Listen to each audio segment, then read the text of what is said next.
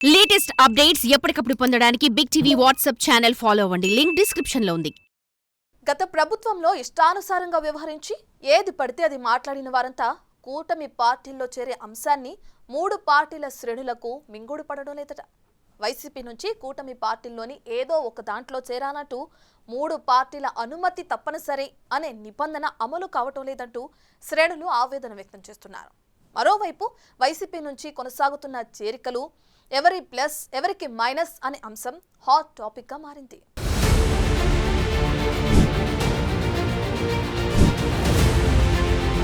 ఏపీలోని కూటమి పార్టీల్లో వైసీపీ నేతల చేరిక అంశంపై తీవ్ర చర్చ సాగుతోంది. గత ప్రభుత్వ హయాంలో ఇష్టారాజ్యంగా వ్యవహరించిన కొందరు నేతలు స్వార్థం కోసమో రాజకీయ భవిష్యత్ కోసమో తెలియదు కానీ కూటమిలోని ఏదో ఒక పార్టీలో చేరేందుకు ఆసక్తి చూపిస్తున్నారు. అధికారం లేకు తాత్కాలిక అవసరాల కోసం వైసీపీని వీడుతున్నారట. ఇక్కడి వరకు ఓకే. నేతలను చేర్చుకునే విషయంలో కూటమి పార్టీల మధ్య సమన్వయం లోపించిందనే విమర్శలు గుప్పుమంటున్నాయి. పార్టీ బలోపేతం కోసం ఎవరిని పడితే వారిని చేర్చుకోవటం ఆయా పార్టీల క్యాడర్కు మింగుడు పడటం లేదట. కేసుల భయమో విచారణ ఎదుర్కోవాల్సి వస్తుందనో తెలియదు కానీ కొందరు నాయకులు ఫ్యాన్ పార్టీని వీడి కూటమి పార్టీలో చేరుతుండడంపై సర్వత్రా విమర్శలు వినిపిస్తున్నాయట. కొందరు వైసీపీ నేతలు కూటమిలోని పార్టీలోకి రావటాన్ని 5 ఏళ్ల పాటు ఫ్యాన్ పార్టీతో పోరాటం చేసిన క్యాడర్కు నచ్చటం లేదట. ఇదే అంశాన్ని సదరు నేతలు వారి అధిష్టానం దృష్టికి తీసుకువెళ్లినట్టు సమాచారం.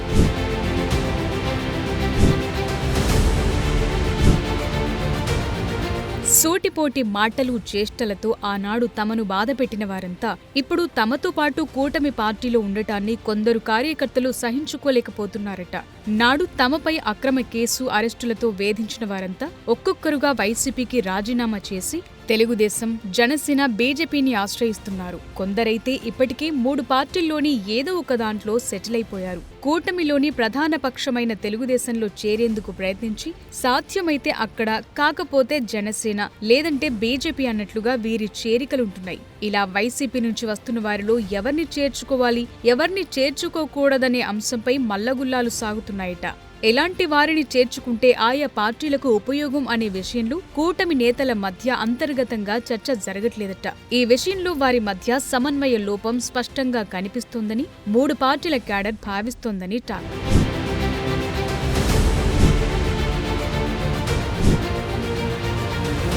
మాజీ మంత్రి బాలినేని శ్రీనివాసరెడ్డితో మొదలుపెట్టి విశాఖ డైరీ చైర్మన్ అడారి ఆనంద్ కుమార్ వరకు కొన్ని నెలలుగా జరిగిన వైసీపీ నేతల చేరికలే దీనికి నిదర్శనమని కూటమి పార్టీల క్యాడర్ భావిస్తోందట. ఇలాంటి విషయాలు చర్చించుకునేందుకు ఏర్పాటు చేసిన సమన్వయ కమిటీని ఎన్నికల తరువాత పూర్తిగా పక్కన పెట్టేశారని, అడపాదడపా 3 పార్టీల అగ్రనేతలు సమావేశం కావటం తప్ప పార్టీల మధ్య నిర్మాణాత్మకమైన చర్చలు జరగటం లేదనేది శ్రేణుల అభిమతంగా తెలుస్తోంది. బలోపేతం పేరుతో ఇష్టానుసారంగా నేతలను చేర్చుకుంటే వారితో సఖ్యతగా మెలగటం తమకు కష్టంగా మారుతుందని శ్రేణులు బహిరంగంగానే చెప్పేస్తున్నాయట.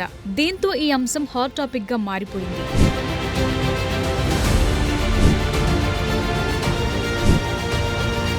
కొంతమందిని చేర్చుకోవటాన్ని పార్టీ క్యాడర్ వ్యతిరేకించిన దాఖలాలు లేవు. వారి వల్ల ఆయా పార్టీలు బలోపేతం అవుతాయంటే తాము సర్దుకుపోతామనేది శ్రేణుల భావనగా తెలుస్తోంది.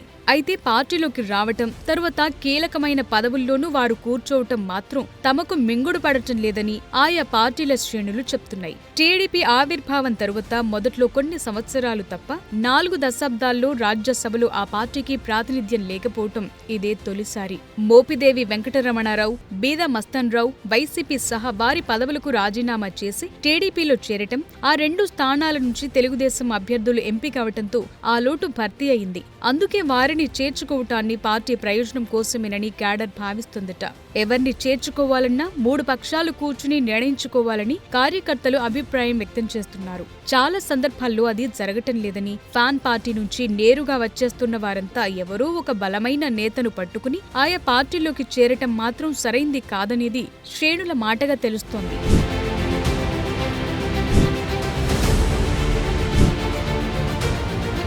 వైసీపీ హయాంలో టీడీపీ క్యాడర్ను తీవ్రంగా వేధించిన మాజీ మంత్రి బాలినేని శ్రీనివాసరెడ్డి ఎన్డీఏ అధికారంలోకి వచ్చాక జనసేనలో చేరిపోయారు. ప్రస్తుత ఎమ్మెల్యే దామచర్ల జనార్దన్ పై అప్పట్లో ఆయన 23 అక్రమ కేసులు పెట్టించారని స్థానిక నేతలు ఆవేదన వ్యక్తం చేస్తున్నారు. ప్రతి కేసులోనూ 30 నుంచి 60 మంది తెలుగుదేశం కార్యకర్తలు, నాయకులు ఉన్నారట.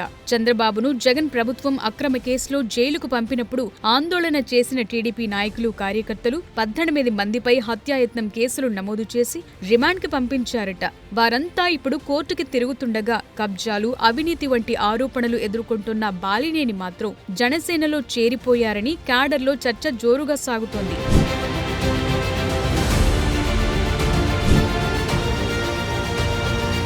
ఎన్టీఆర్ జిల్లా జగ్గయ్యపేట నియోజకవర్గం మాజీ ఎమ్మెల్యే సామినేని ఉదయభాను వైసీపీ హయాంలో మట్టి అక్రమ రవాణా, ఇసుక, మద్యం తరలింపు వంటి పలు ఆరోపణలు ఎదుర్కొన్నారు. ఇప్పుడు జనసేనలో చేరిపోయి ఏకంగా ఆ పార్టీకి జిల్లా అధ్యక్షుడిగా అవతారమెత్తారు.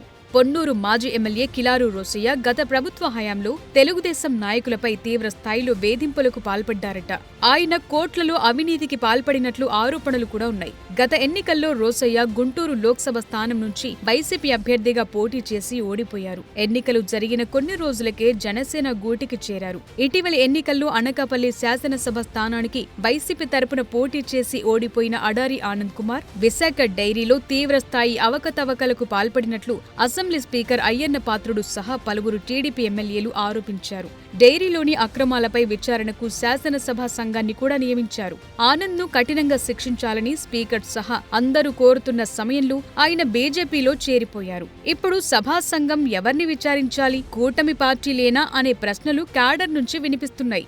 ఎర్రచందనం స్మగ్లర్ గంగిరెడ్డిని కూడా ఒక దశలో బీజేపీలో చేర్చుకునేందుకు సిద్ధపడటం హాట్ టాపిక్ గా మారింది.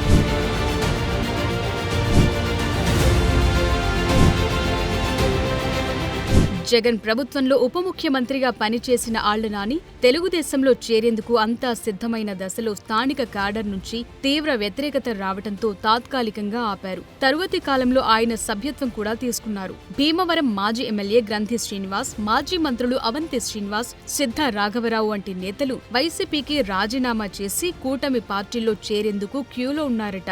దీనిపై ఆయా పార్టీ అధినేతలు చర్చించుకోవాలనే వాదనలు తెరపైకొస్తున్నాయి.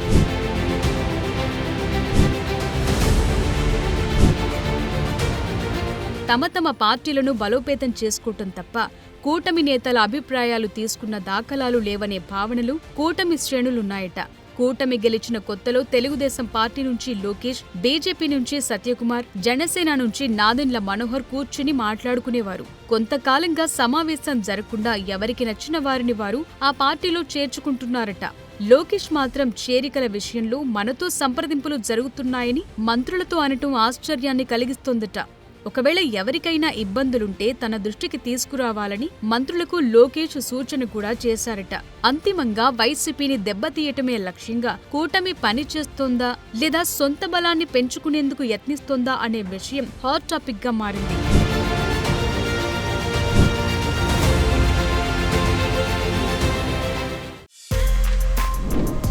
For more videos like this, subscribe Big TV channel.